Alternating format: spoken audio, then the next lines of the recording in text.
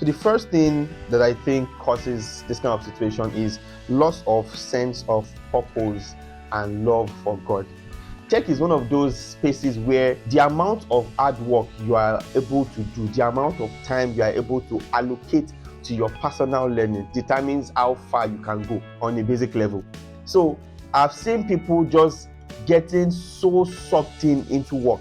They just spend so much time. So let's say initially you usually just spend like 50% of your time on things of God and you spend 50% of your time on your work. Tech is designed in a way that with time, the 50% you are giving to your work will not be enough.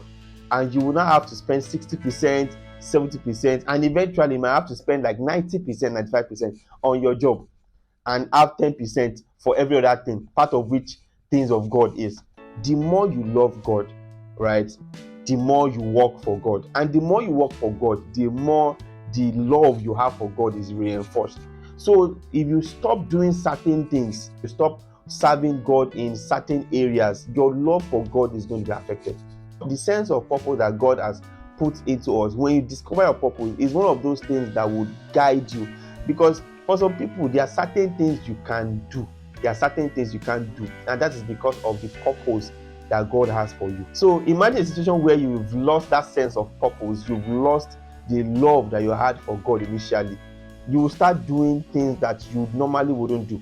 So the second thing I want to talk about is lack of systems and structures in your spiritual life. Now, by systems and structures, I mean parents, if your parents are strong believers. I mean the fellowship, spiritual mentors, spiritual fathers. These are people that are put in place by God to help us navigate our spiritual life. I mentioned earlier that in tech, it's very possible to get sucked into your work. It's very possible to spend so much time on your work that you tend to forget that there should be a place for just you and God.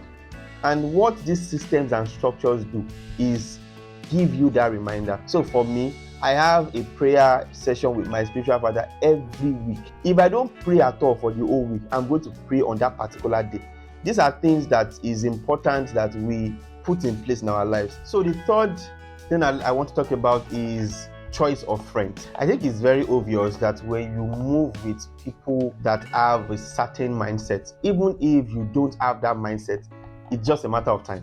You will develop and you get comfortable with that mindset.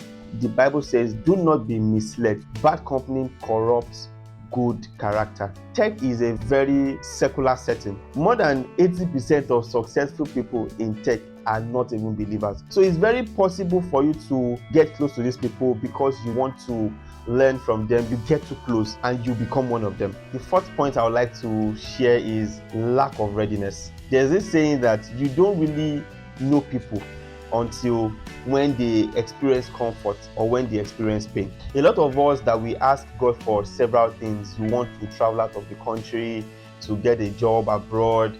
You want to get a very high paying job. You want to change levels. You want to move from one phase to another. Most of us are not even ready for the level of success that we are asking God to grant us. And for someone that is not ready, when that level of success comes, you are going to misuse it. Imagine someone that works as a developer and is earning 150k and suddenly gets a foreign job where they are paying him 1.5 million. That level of drastic increase can have a bad influence if you are not mature enough to undo that kind of increase. For every level of success, there's pressure that comes with it. And for a lot of people, we can't undo this pressure. So what happens is we get distracted by some of these perks, some of these benefits that come with it, and we leave the main thing we are supposed to do, which is the purpose for being in that position in the first place. For some other people, when they attain some certain level of success, they forget that they need God. So if you find yourself in a category of people where your love for God is declining, or that love has even gone completely, please retrace your steps. Stop ignoring fellowship with God.